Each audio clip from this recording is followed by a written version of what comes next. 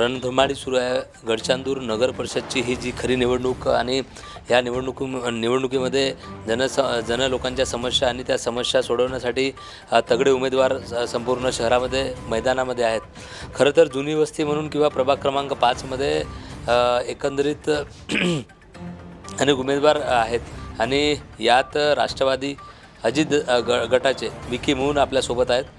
नमस्कार दादा, काय सांगाल? खरं तर प्रभाग क्रमांक 5च्या अडचणी काय आहेत? तिथल्या लोक अनेक दिवसापासून आपण प्रचार करत आहात आणि प्रचार करताना इथले जे नागरिक आहेत, इथले जे ग्रामस्थ आहेत, कुठल्या समस्या घेऊन आपल्यापर्यंत येत आहेत? समस्या म्हणजे कसं आहे, सध्या आमच्या परिसरामध्ये कसं आहे, सर्वात मुख्य रोड जो आहे तो आमचा प्रभाग क्रमांक 5चा बसस्टॉपपासून तर बाजारवाडीपर्यंत हा सर्वात मुख्य आणि अतिवाहतुकीचा मार्ग आहे. या ठिकाणी प्रत्येक नागरिक आहे याच रोडाने येणं जाणं करतात.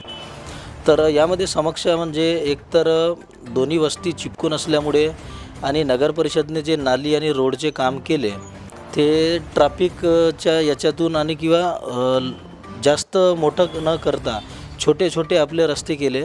त्यानंतर या रस्त्याची नाल्याची साफसफाई वगैरे रोज नियमित होत नाही. त्यानंतर या वार्डामध्ये अगोदरच नगर परिषदच्या कोणत्याही माजी सदस्यांनी किंवा नगराध्यक्षांनी पूर्वतयारी केलेली नाही.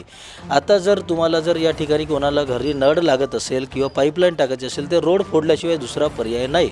जसं आपण कुठं घर बांधतो, घर बांधताना आपण पिलर ठेवतो किंवा इथं समोरचा विचार करूनच हे सर्व काम करतो, तसं एकही नगर परिषदने आपलं नियोजनमुक्त काम केलेलं नाही. तसे या नागरिकांच्या इतर समस्या आता तुम्ही पाहता, प्रत्येक गडचंदूरमध्ये प्रत्येक वार्डामध्ये आज सगळ्याच ठिकाणी रोड फोडून आहे. पण रोड बनवण्याच्या अगोदरच त्यांनी जर तिथे पाईपलाईन टाकली असती. आता समोर आपण फिल्टर प्लांटचं एवढं मोठं गडचंदूरमध्ये प्रोजेक्ट तयार केलेलं आहे, तर संपूर्ण गडचंदूरमध्ये फिल्टरचं पाणी आपण आता वापरणारच आहे. तर त्याला रोड फोडण्याची आवश्यकता का आहे? अगोदरच तुम्ही त्या रोडाच्या आतमध्ये पाईपलाईन का बरं टाकली नाही, जेणेकरून भविष्यामध्ये जर फिल्टरचं पाणी प्रत्येक लोकांच्या घरी तुम्हाला पोचवायचं आहे तर ते एक उपाययोजना करायला पाहिजे होती.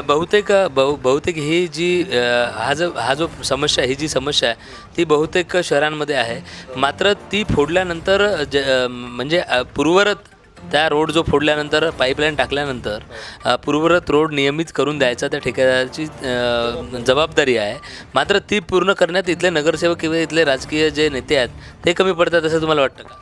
आता जेव्हा ते रोड वगैरे सर्व ते आमदार यांनी सर्व आपले त्यांचं जे सिंडिकेट काहीतरी ते एक मेंबरचं एक ग्रुप आहे त्यांच्या जे पर्सनल त्यांचे जे सभासद आहे त्यांना ते टेंडर दिलं रोडच फोडायचं आणि हे करायचं. त्यावेळेस नगर परिषदचं कारभार मुक्त झाला होता. CO साहेबांकडे ते जबाबदारी होती. प्रशासन काळ चालू होता, बरोबर आहे. आता आमदार साहेबांनी जेव्हा ते रोड वगैरे फोडला त्यांच्या उमेदवारांनी, आमदार निधी अंतर्गतच कोणतं काम झालं असेल गावानं असं मला वाटते. पण त्यांचं काम होतं की ते फोडणं झाल्यानंतर जसा रस्ता अगोदर होता तसं त्याचं दुरुस्तीकरण त्यांनी करायला पाहिजे होतं. हे केलेलं नाही. नक्कीच. मग ते आपण आता निवडून आल्यानंतर त्याकडे लक्ष देणार आहात? त्याकडे लक्ष म्हटलं तर जे जुनी वस्ती आहे, गावठाणा आहे, त्या गावठाण्यामध्ये 3-4 जे वार्ड आहे त्या 3-4 वार्डामध्ये हे फक्त रस्ता फोडलेला आहे. बाकी इतर आमचा आणि त्या बागचा जो प्रभाग आहे तिथं कुठल्याच प्रकारचे हे काम झालेलं नाही. नक्कीच. आता मुळात इथे पिण्याची पाण्याची असेल किंवा इथे ओपन स्पेस आहे का किंवा प्रगती तुम्ही नगरसेवक म्हणून निवडून गेलात तर प्रामुख्याने कुठल्या ज्या समस्या इथल्या आहेत त्या सोडवण्यासाठी प्रामुख्याने आपण निवडून आल्यानंतर सुरुवात कराल? सर्वप्रथम या प्रभाग 5मध्ये फक्त एकच ओपन स्पेस आहे. ते आझाद गार्डन म्हणतो आम्ही त्याला, गोरे लेआउटमध्ये ते एकच बगीचा आहे. आणि ते पण अशा अवस्थेत आहे, जेव्हा आम्ही लहान होतो त्या ठिकाणी खेळत होतो, त्या ठिकाणी टुर्नामेंट घेतो. पण आज एकही असा नगरसेवक किंवा वार्ड मेंबर त्या ठिकाणी कोणतं कार्य केलेलं नाही. ना त्या वार्डाचं कंपाऊंड केलं आहे त्या ओपन स्पेसचं, ना कोणी तिथं खेळायला जात. लोक आपले अतिक्रमण केल्यासारखे पूर्ण आपले सामान वगैरे गाडी वगैरे त्या ठिकाणी पार्किंग करत असतात. नक्कीच समजा मला एखादी या वार्डातल्या प्रभागातील नागरिकांनी संधी दिली तर मी त्यांना विश्वास देतो की जवळपास इंडोर गेम जे असतात, व्हॉलीबॉल, क्रिकेट, बॅडमिंटन, ते असे 6 ग्राउंड जागा नसतानासुद्धा मी उपलब्ध करून देईल आणि बिलकुल प्रभाग क्रमांक 5मध्येच देईल. असं ते कसं करायचं आहे, का करायचं आहे ते फक्त मलाच माहिती आहे. नक्कीच. शेवटी इथे आम्ही गेल्या अनेक दिवसापासून गडचांदूर शहरामध्ये आम्ही फिरतो आहोत. इथे प्रदूषणाची समस्या, दुर्गंधीची समस्या देखील आहे असं ते बोलले जातं. राष्ट्रवादी तर्फे जे शरद जोगी होते ते यापूर्वी उपनगराध्यक्ष होते, त्यामुळे पाहिजे त्या प्रमाणात काम झालं नाही असं म्हणावं लागेल, की आता पुढे काही मानस आपण घेतलेला आहे की हे प्रदूषणाची समस्या असेल किंवा मग पिण्याच्या पाण्याची समस्या असेल ती पूर्ण आपण सोडवणार. जसं नगर परिषदचे उपाध्यक्ष शरदभाऊ जोगी होते, पण सत्ता पूर्णपणे काँग्रेसची होती. यांनी जे त्याच्यासोबत यांची फक्त युती होती आणि यांनी उपनगराध्यक्ष होते. या उपनगराध्यक्ष असताना गडचांदूरमध्ये 4 फिल्टरचे पाणी, 1 करोड रुपयाचं गार्डन, प्रत्येक वार्डातल्या नाली आणि रोड, त्याचं स्ट्रीट लाईट, हे सर्व त्यांनी इतर प्रभागामध्ये कामं केले. जवळपास 3 प्रभागामध्ये त्याने पूर्णरित्या काम केलेले आहे. राहिली गोष्ट आता दुर्गंधीची आणि प्रदूषणाची. ज्यावेळेस प्रदूषण म्हणजे कसं आहे, आपण तर म्हणतो रोजच प्रदूषण होते, पण ज्यावेळेस कसं आहे, पॉवर प्लॅन्टमध्ये ज्यावेळेस बॉयलरचं लाईटअप होते तेव्हा सर्वात जास्त प्रदूषण होते. आणि प्रदूषणाचं नियोजन करण्याकरता नगर परिषदेने प्रदूषणमुक्त नियंत्रण कमिटी जी आहे चंद्रपूर जिल्ह्याची, त्यांना इथं बोलवून त्यांच्याशी संवाद साधून दोघांची बैठक घेऊन का नियंत्रण करता येईल याच्याकडे लक्ष द्यावं. कारण प्रदूषण हा नियंत्रित होण्यालायक विषय नाही. सर्वजण म्हणते की आम्ही प्रदूषण नियंत्रित करू, पण हा विषय नाही. ते सर्व आपले डावलण्याचा प्रयत्न करतात. प्रदूषणावर नियंत्रण होत नाही. राहिली गोष्ट वाशेची. आता गडचांदूर लगतच फॅक्टरी आहे, त्या फॅक्टरीमुळेच आमच्या गडचांदूरची शान आहे, बरोबर आहे. आता शान असल्यामुळे यांनी जो प्रोजेक्ट अगोदर ते BCD कॉलनी, गोपालपूर रोड, त्या ठिकाणी तो डम्पिंगचा एरिया होता. आता ज्यावेळेस तो डम्पिंगचा एरिया आला आपल्या गेटजवळ, तर त्यावेळेस नगराध्यक्ष किंवा इतर गडचांदूरचे कर्मचारी किंवा CO साहेब यांनी जर त्यांना त्या ठिकाणी म्हटलं असतं का गावाला दुर्गंधी पसरते, तुम्ही हा प्रोजेक्ट इथं न नेता त्या ठिकाणी न्या, म्हणजे कंपनी व्यवस्थित राहिली असती, गावही व्यवस्थित राहिला असता. हे काम कोणाचं होतं? जे नगर परिषदचे कर्मचारी, प्रशासन आणि हे मेंबर यांचंच काम होतं हे. आता यांनीच ओरडून राहिले, वास येते, हे येते, पण उपाययोजना का करता यांनी? काहीच नाही. आता तुम्ही काय उपाययोजना कराल? म्हणजे तुम्ही समजा तुमची सत्ता बसली, राष्ट्रवादी काँग्रेसची सत्ता समजा गडचांदूर नगर परिषदेमध्ये बसली, तर यासाठी आपण कुठली म्हणजे उपाययोजना आपल्याकडे आहे? आता यावर उपाययोजना फक्त एकच आहे.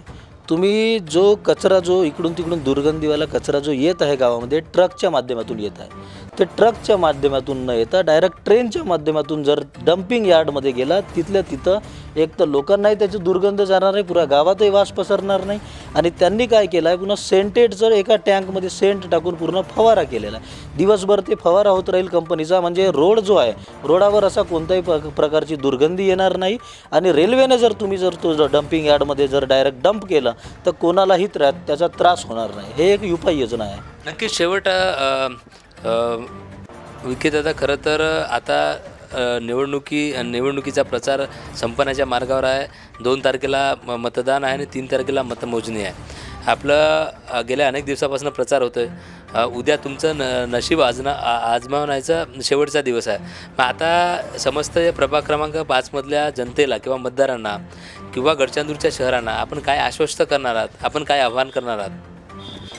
गेल्या कित्येक वर्षापासून क्रीडा क्षेत्रामध्ये, सामाजिक क्षेत्रामध्ये, आरोग्य क्षेत्रामध्ये, अशा प्रत्येक क्षेत्रामध्ये आपलं भरपूर प्रमाणात कार्य चाललेलं आहे. आणि गडचांदूरमध्ये असा कोणता वार्ड नाही की ज्या ठिकाणी आपला परिचय नाही किंवा आपण त्या ठिकाणी लोकांची मदतीला धावून गेलेलो नाही. प्रत्येक वार्डात, प्रत्येक ठिकाणी आपण धावून गेलेलो आहे. पण यावेळेस मला उभं राहण्याचं हे म्हणजे मुख्य कारण म्हणजे जे नगर परिषदचा सभागृह आहे त्या ठिकाणी आपल्या सर्वसामान्य जनतेचा आवाज उचलायला कोणीच नाही. फक्त तिथं कसं आहे, निकृष्ट दर्जाचं काम देणं ठेकेदाराला, त्याच्याकडून कमिशन घेणं, एवढंच हे आहे. आपल्याला ते रोखायचं आहे. कमीत कमी लोकांचे घरकुल जे आहे ते कित्येक लोकांचे घरकुल आजपर्यंत रोखलेले आहे. घर गावात नाही, काही नाही, रस्ते नाही, नाली नाही, पाणी नाही. या सर्व गोष्टींचा विचार करून आपण या ठिकाणी पूर्ण ताकदीने स्वतःला सिद्ध आणि जिद्द करण्याच्या क्षमतेने या ठिकाणी निवडणुकीत उभं राहिलेलो आहे. शेवटी आता काय मतदारांना आता आवाहन कराल? उद्या परवाला म्हणजे मतदान आहे.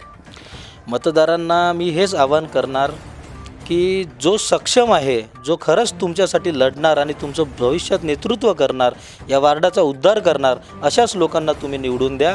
कारण बाकीचे कसे आहे, इकडच्या पक्षातून तिकडल्या, तिकडच्या पक्षातून तिकडला, फक्त स्वतःच्या स्वार्थासाठी जाणारे आहे. आपण आजपर्यंत कोणताही पक्षप्रवेश नाही, फक्त एक राष्ट्रवादी पकडली, त्यानंतर दुसराही आपल्या जीवनामध्ये कोणता पक्षप्रवेश केला नाही किंवा दुसऱ्या पक्षामध्ये आपण कुठं काम केलेलं नाही. सर्वप्रथम आपण राष्ट्रवादीत काम केलं आणि या राष्ट्रवादीच्या माध्यमातून मला हेच सांगायचं आहे, गेल्या कित्येक वर्षापासून आमचे नगराध्यक्षपदाचे उमेदवार शरदभाऊ जोगी हे कित्येक वर्षापासून लोक जनसामान्यापर्यंत नियमितपणे पोचतात, संपर्कात राहतात आणि त्यांचं कार्य होतात.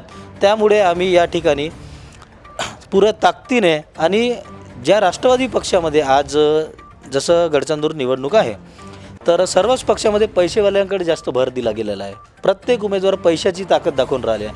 पण राष्ट्रवादीमध्ये जे शरद पवार गट आहे, अजित पवार गट आहे, शरददादा जोगी आहे, आमचे सर्वसामान्य आणि जनसामान्य फक्त निष्ठावंत कार्यकर्त्यांना घेऊन या ठिकाणी मैदानात उतरलेले आहे. एवढंच सांगायचं आहे की कमीत कमी योग्य उमेदवार पाहून तुम्ही या ठिकाणी आम्हाला निवडून द्या आणि समोर जर आम्ही तुमच्या प्रयत्नाला खरे उतरलो नाही त्यावेळेस तुम्ही आम्हाला बोलू शकणार. नक्कीच हे होते प्रभाग क्रमांक 5मधील विक्की म्हणून. खरं तर त्यांनी सांगितलं की ही तळमळ होती त्यांची. इथल्या प्रदूषणाची समस्या अनेक लोक निवडणुकीदरम्यान होकार देत असतील, मात्र त्याची खरी उपाययोजना कशा पद्धतीने करावी याचं ज्वलंत उदाहरण देखील त्यांनी यावेळेस सांगितलं. आपण देखील मतदान करा, आपला तो संविधानाने दिलेला अधिकार आहे आणि हा अधिकाराची अंमलबजावणी आपण करूया आणि चांगली सत्ता गडचंदुरात चांगले उमेदवार निवडून देऊया. कॅमेरामॅन राजूसह मी नितेश डोंगरे.